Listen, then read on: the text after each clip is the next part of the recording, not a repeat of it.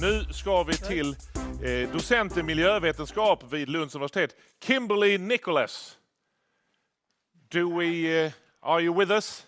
Yes, I'm here. Do you hear me, Johan? Yes, I do. Well, Perfect. good to see you. And I can see You too. Under the Sky We Make. That's in the center of the picture. The book behind you. That's right. Yeah, I hope I don't get any questions about Hegel because I can't answer them. I just have loads of them about Hegel. Okay. Or Schopenhauer. Okay, so but you're in Lund. Are you at the institution? I'm working from home today. You're working from home. home. And then I have other digital events as well. But very nice to be with you here. Yeah, and now we will talk about the facing the climate crisis with facts, feelings, and action. Yeah. Yes. From what you heard, Henrik told us. What do you can you pick anything from his message? I mean, I'm very interested in what we can learn from the past and in how we also have to transform the past, and that it's not a straight line from the past to the future. Although, of course, if we don't learn from history, we're doomed to repeat it. Yeah. And this is about inställning to omställning. For me, it's some kind of attitude to change. How important is that when it comes to the climate crisis? Well, it's critical, as I'm going to talk about, because I mean, we have to engage where we are as individuals and do that effectively in order to actually have an impact on the larger systems that need to change. Okay, great. So I'll leave it to you. And then, of course, if you have any questions, you know where to go. And the stage is yours. Thank you so much. And thanks for having me. I want to share with you some insights from my work and leave you with a challenge for yourselves to take away and hopefully take into practice today. But I'll start with telling a little bit about where I'm from. This is a picture from my hometown, which is called Sonoma. It's in the wine country of California, about an hour north of San Francisco. And my PhD at Stanford was about the wine industry under climate change. So even then, 15 years ago, the wine industry was already being affected by climate change. People were looking at new varieties and a changing taste. So wine is really a place that we can taste a changing climate.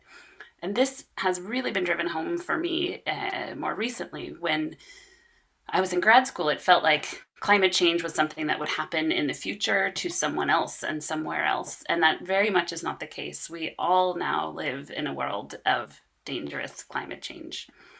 And this has become very personal for me because of the terrible fires that have hit Northern California for the last 5 years in a row. We know that these fires were made twice as likely and that their area has more than doubled since my childhood. And that is due to human-caused climate change, primarily us burning fossil fuels.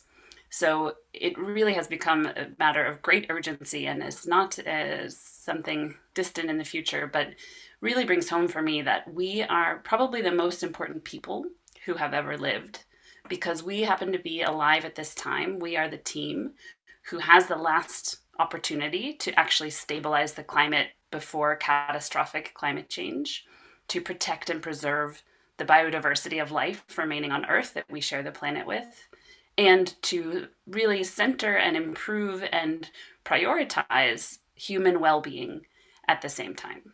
So that's what I want to talk with you about today. I'm combining facts, feelings, and action, which is the approach I take in Under the Sky We Make. It's the approach I take also in my newsletter, which is called We Can Fix It.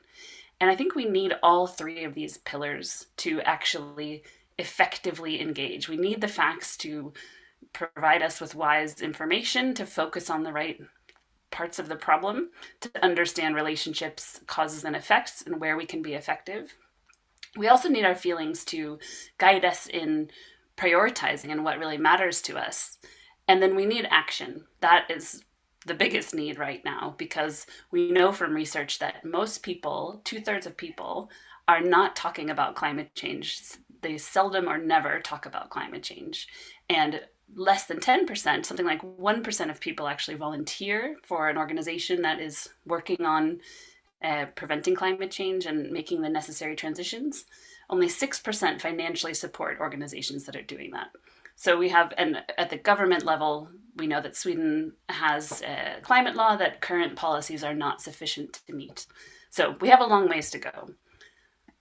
let's start with the facts. What you need to know about climate change can be summed up in what people have called my climate haiku, if you don't count the syllables too carefully.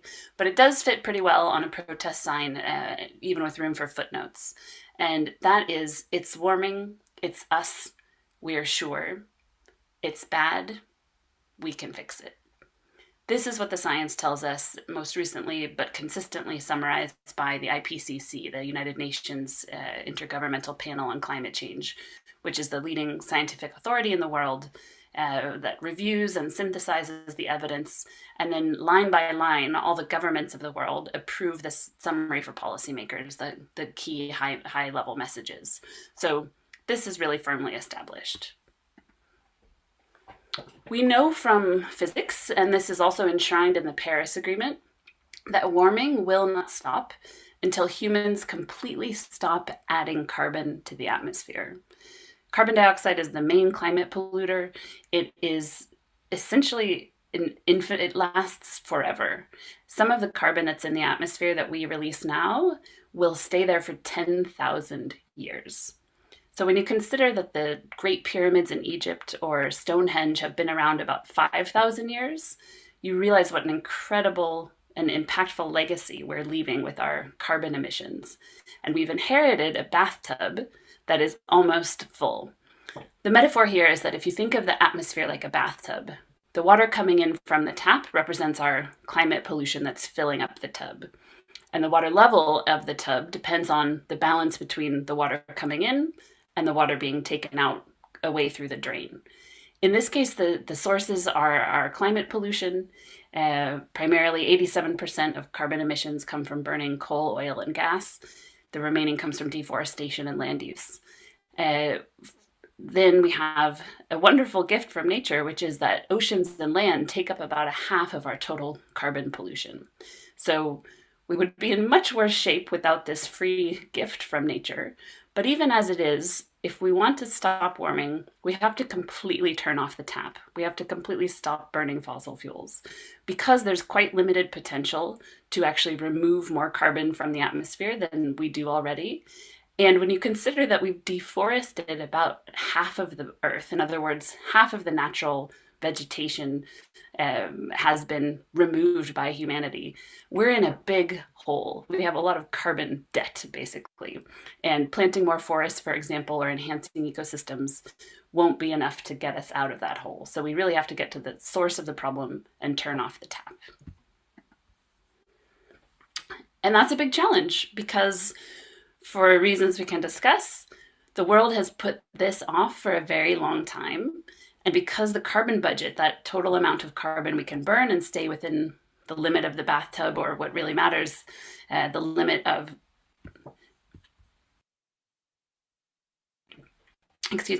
what really matters, the limit of limiting warming well below 2 degrees, pursuing 1.5. That's the whole point of the Paris Agreement.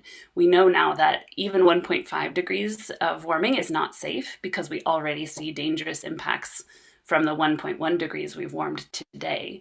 But we know that the difference between 1.5 and 2 or more is truly the difference between life and death for people and places around the world. It really matters that we make this happen. And it's a big job. If we're going to do it, we need to cut climate pollution about in half globally in the next 100 months. It's not a lot of time. If you look at this graph here, the total carbon budget is cumulative, so it's the area under the curve. And if we had gotten started even back in 2000, here's historical emissions, this black line. If we had started 20 years ago, we could have had a much more gradual and slow transition and stayed within our carbon budget. That's not an option anymore. We've delayed so long the necessary changes that we now have to make them very fast. And you can see that we're right now at this point where in the last few years where this is even physically possible to make this happen. It is still possible, but we're going to have to really commit to and make big changes. So to limit warming to 1.5 degrees Celsius, which again is the difference between life and death for a lot of life as we know it, we who are alive now need to cut global greenhouse gas emissions in half by 2030, which is about 100 months away. This is a really big job.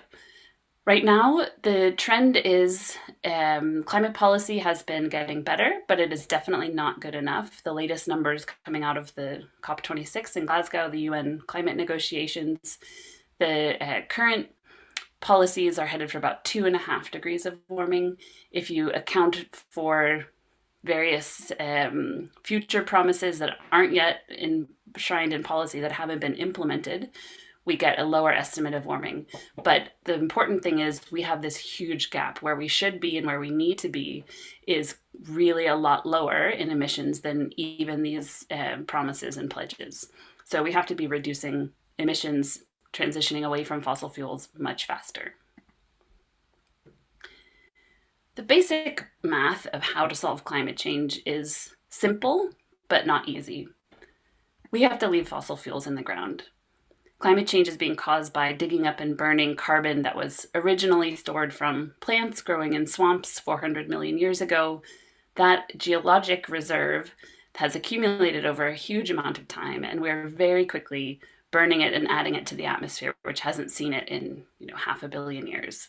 So this is the main cause of our problems, and we have to get to the root cause and stop doing this. And that means we have to stop both the production and the consumption of fossil fuels. I really like this graph because it shows how the whole system is connected. You may have heard the statistic that 100 companies are responsible for 71% of industrial greenhouse gas pollution.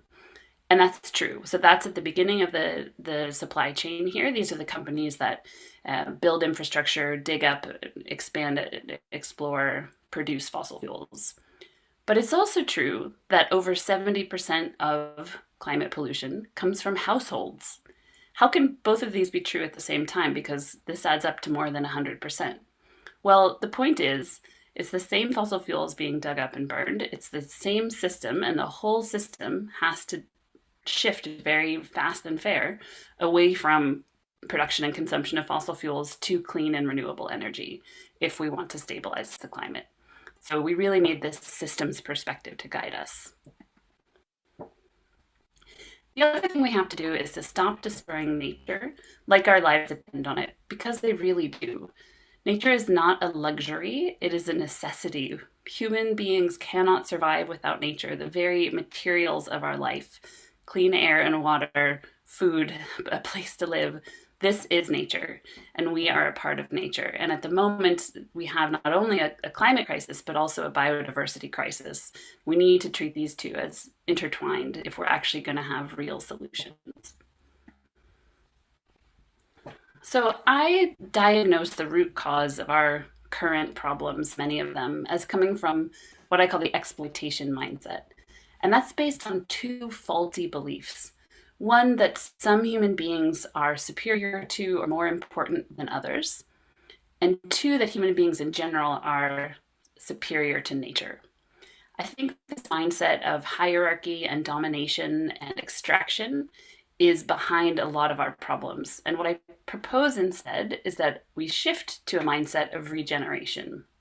That would be based on three fundamental principles. One, we have to respect and protect and prioritize the well-being of both people and nature.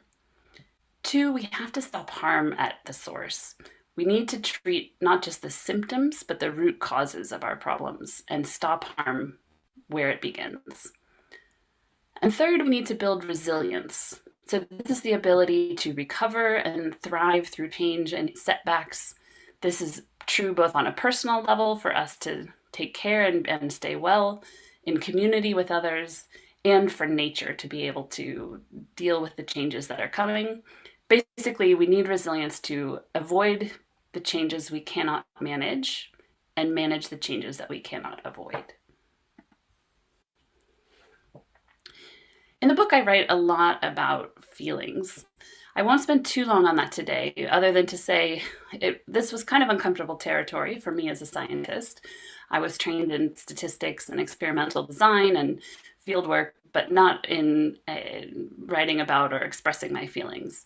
But it's just become impossible to avoid in the current circumstance when My family is fleeing from a wildfire, and I don't know if they will stay safe or have a home to return to. Luckily they did, but I can't, that's not a scientific experience of saying, oh, how much more likely was this fire because of climate change? I mean, this is a visceral, lived experience. When I hike Kebnekaise with my husband, which I did in 2019, and I didn't make it quite to the very top because I didn't have the right equipment, I didn't feel safe. I learned a few weeks later that a geologist went up there and measured and confirmed that that glacier had melted on the top of Kebnekaise. So even if I went back later, better trained with the right equipment, I won't be able to ever climb that mountain again. And living in a land of losses, I write about it in The Guardian. I say that, it's come to feel like my career is bearing witness to the death of many things that I love. And that has been really tough to face, especially going back to California when my dad was in the hospital under the pandemic. Thankfully, he was okay. But seeing California as it is now, really dramatically and devastatingly changed by climate change is really painful. So you have to find a way to cope with these things. And I guess my suggestion is what I call radical climate acceptance. It's basically viewing reality as it is without distortion or judgments, but being able to tolerate the real situation, to face it with your eyes open, and then have the courage to change what you can and accept what you can't. This is a delicate balance because we don't want to accept catastrophic climate change. We don't want to accept major injustice. But we won't know what we can change until we try.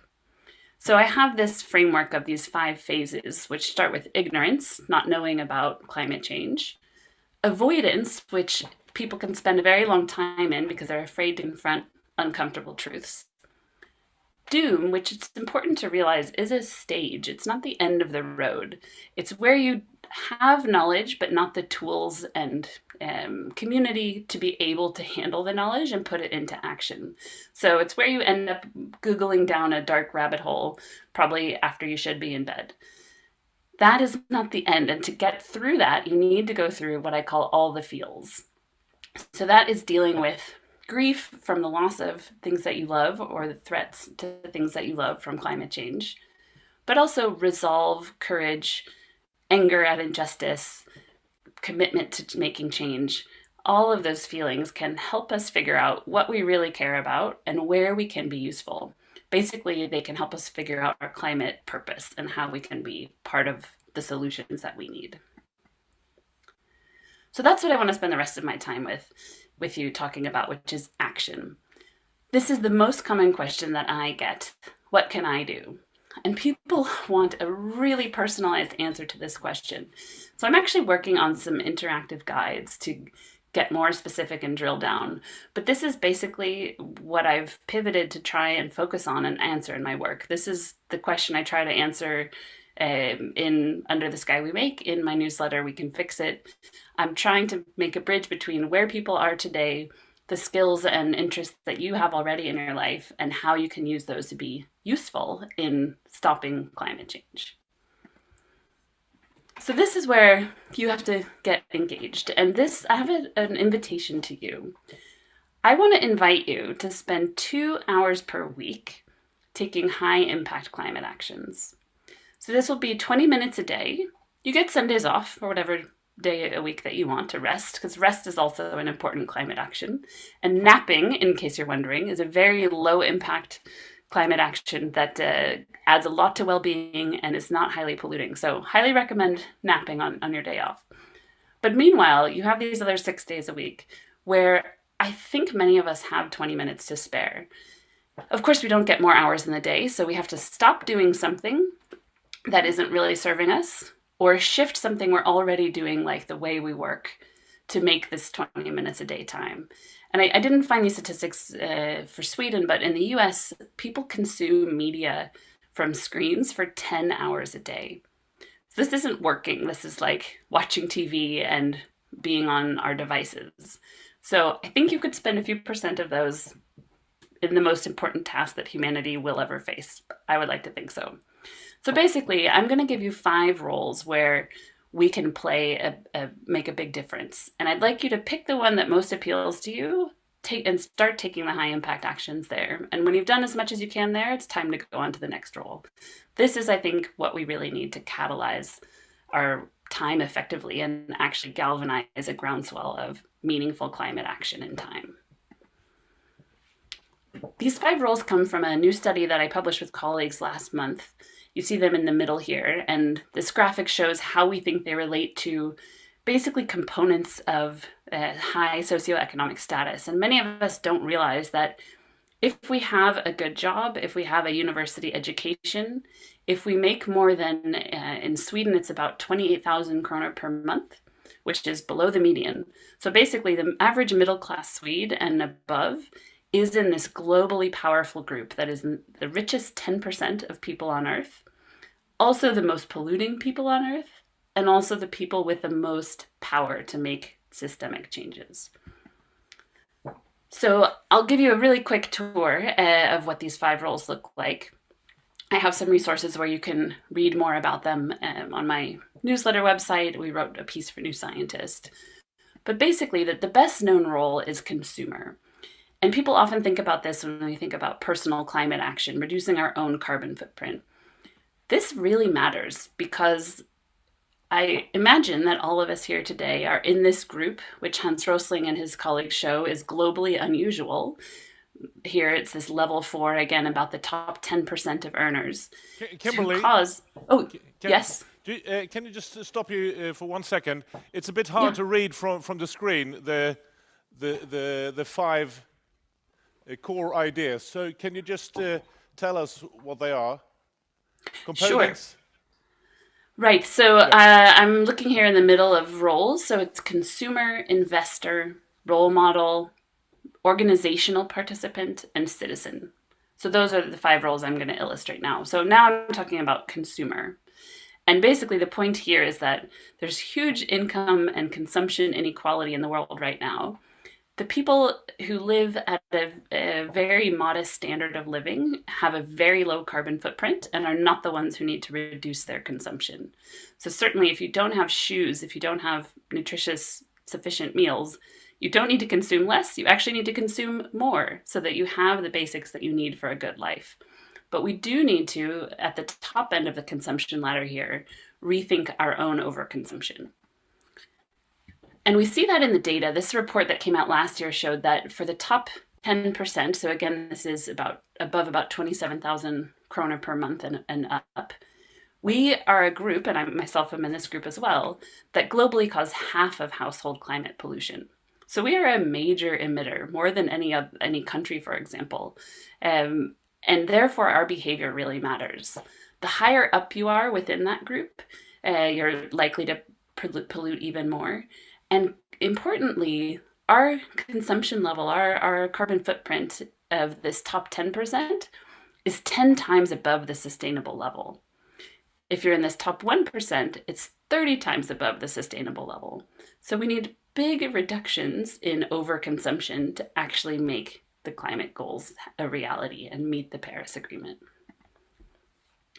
If we break this down, we look at what do I mean by consumption? We see that again, for this, even in European households, the bottom 90%, system changes will basically be enough for that group to live sustainably. If we have clean energy and clean transportation and so on available, they can put those into practice without huge behavior changes. But for this top 10%, and especially this top 1%, frequent flying and driving just do not fit within a sustainable carbon budget. So there we do have to look at our own behavior. And that's something I've done as myself. So we have to both shift society as a whole while we are reducing overconsumption. And that is actually necessary to be able to build up the clean systems that we need fast enough to meet climate targets. What does that mean in practice? We have a study from 2017 that was just made into a beautiful infographic by Information is Beautiful that shows what the climate impact of our daily choices are. And what we found is that the genuinely impactful, high impact personal climate actions focus on going flight, car, and meat free. That's where you can make a big difference. Flight first, if you cut your flying, as you saw in the last graph, the biggest portion of high income carbon footprints comes from flying. So every flight you can skip makes a big difference. If it's too much to go entirely without, focus on cutting what you can, which is a lot. Okay, I want to talk about our role as investors. This is both in our personal investments, in our banks, as part of universities like Lund University. Harvard last month, won a 10-year divestment campaign that students had been pushing the university to divest, meaning to take their investments out of fossil fuels, which are causing climate breakdown, and instead put their money into clean, renewable sources and to not be supporting climate destruction. And we need to do this at every level. Banks, most major banks are still investing in fossil infrastructure expansion, even though that's clearly incompatible with the Paris Agreement. We have pensions that are doing the same. We have investments that are doing the same. And we have the opportunity to put our money where our mouth is and where our values are in taking some of these high impact investment climate actions. So that could be maybe on your menu. Talking about role model, all of us are role models for others. And the more status we have, the bigger this role is. But even in our daily lives, people are really inspired by others around them. And we see this from research that behavior spreads. So it's really important to speak out when you take sustainable behavior and encourage others to do the same. And I have tried to do this myself, being inspired by friends and colleagues who had stopped or reduced their flying. I finally realized that flying, I'm a former frequent flyer. So in 2010, I took 15 round trip flights and eventually was able to make the decision to stop flying within Europe in 2012. So this is my expired frequent flyer card. It's in a museum from the future called Carbon Ruins that looks back on the bizarre things we did in the fossil fuel age, which by then has thankfully concluded.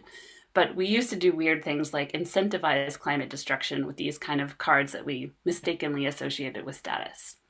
So if you want to be a high impact role model, going flight free or reducing your flying personally and at work is really high impact, and talking with others about it. Finding ways to basically use the influence you have in conversations and how you use social media in your daily life to model the kind of world you want to live in.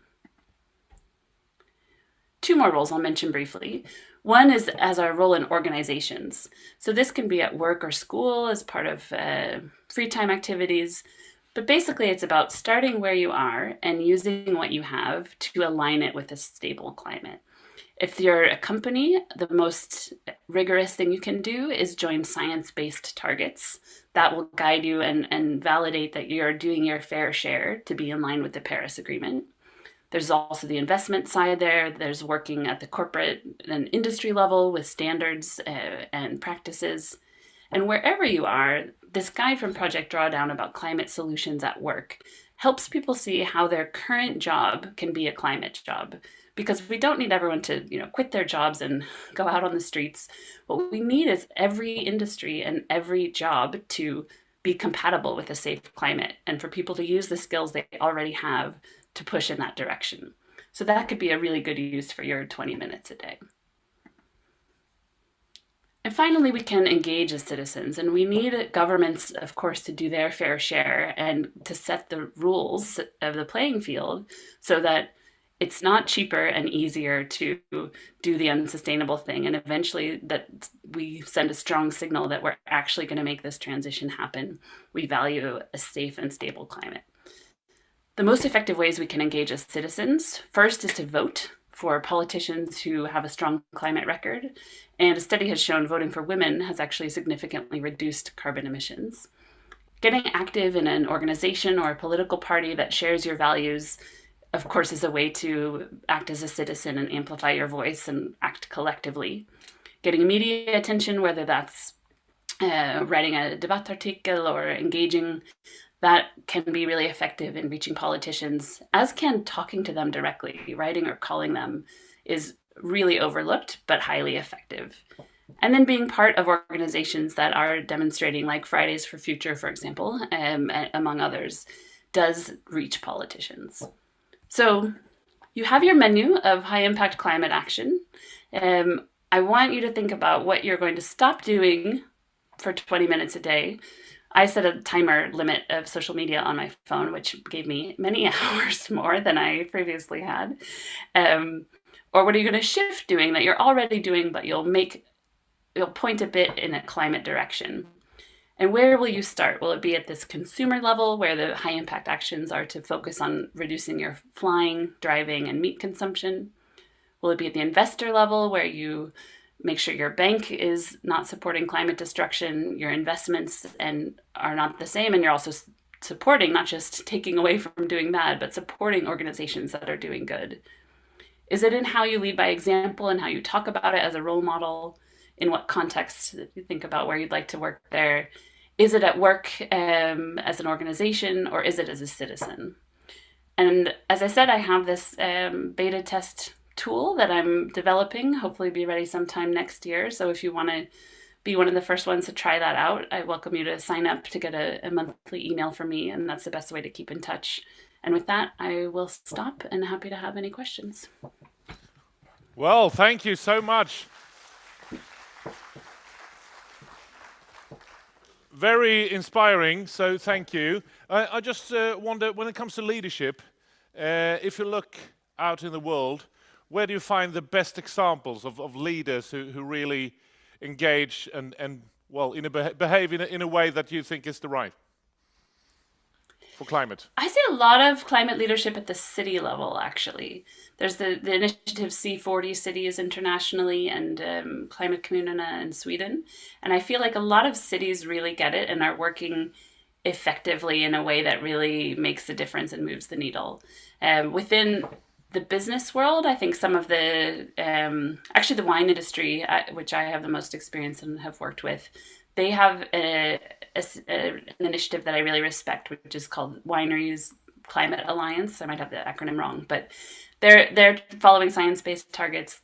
They're really pushing on meaningful high impact actions. They're really focused on reducing their emissions and going fossil free. So those to me send a signal that they're really serious about focusing on the right things and making them happen.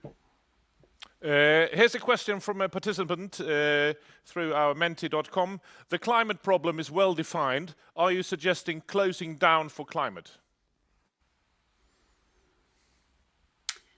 I'm not sure if I totally understand the question. I mean, I think, yes, I'm suggesting closing down fossil fuel infrastructure for climate. It's clear that we need to do that. I mean, if we're going to make 1.5 degrees, essentially all of the coal and the vast majority of oil and gas are unburnable. So we need to shut those down. But we need to do that as fast as humanly possible, but of course fairly, in ways that provide a just transition for workers, that incentivize and encourage and create jobs in new industries that are compatible with a safe climate. So I think, I mean, it's a transition that needs to happen. And research shows that it's not that we have to go back to, living in caves or something. It's not a huge sacrifice. We can have enough energy, clean, sustainable energy for 10 billion people to lead a good life, which we don't have now. I mean, you saw that picture that only about 1 billion people have this high standard of living. Meanwhile, 1 billion people don't have shoes. So we can have enough climate-friendly energy to meet our needs, live in comfortable homes, have laptops and washing machines and conveniences, but have a lot more public luxury and private sufficiency. So excellent public transport, excellent education, excellent schools and hospitals, but reduced overconsumption, because otherwise there's not enough to go around. We are gathering here under the headline attitude towards change. Can you feel that there's been a shift in attitude among people around the world just the last month, the last year? Can you feel the difference? Yes, and research backs that up. So, for example, the best climate polling that I'm aware of is from Yale University and focuses on the US, but they have international data as well. And there we see, for example, that American climate worry is at an all-time high. And we know that the majority of Americans have actually now experienced a climate extreme or disaster. So this has become much more salient for people. It's much more in their daily lives, and that is having changes in attitudes. But we don't yet see a change in action. as I mentioned, still 2/3 of people never or almost never talk about climate change. And far fewer than, just a handful, a few percent of people are actually engaged in any kind of high level, even donating money or volunteering or being part of an organization. So we're starting from this very low baseline where people are not doing basically anything other than freaking out and saying maybe it's too late and don't know what to do. So that's why I really want to encourage people to actually start taking these high impact, meaningful actions in these 20 minutes a day in one of these 5 roles, because there's so much potential for that and so much power that people are not using right now. And since many of us are worried and frustrated, what can you say, tell us about people who have decided, I will change my life, I will actually participate, I will be on the other side? What happens to those people within them, you think? I could say from experience, it feels better and it's more fun. I mean, I think the hardest part is feeling stuck and feeling paralyzed by analysis paralysis and inaction. When you actually start making changes that are within your control, it expands what's possible. You realize, oh, I could do things I didn't think I could, or actually change can be really positive. When I stopped flying in Europe, I thought, oh, I'm going to miss out on a lot of things. But I actually gained so much more than I lost. And I never would have thought about that before. Yeah. But I had so many adventures and met so many people and had so many experiences that I would never have had otherwise. So I think we also see that acting is protective to mental health, that people who engage are in better shape. It's definitely, worry in itself, climate worry is understandable and justified. It's not something to in itself worry about if it's not debilitating. But what is meaningful to do with that worry is to turn it into action. Yeah, and I totally agree. I just, a month ago, I took the train to Rome. It was fantastic.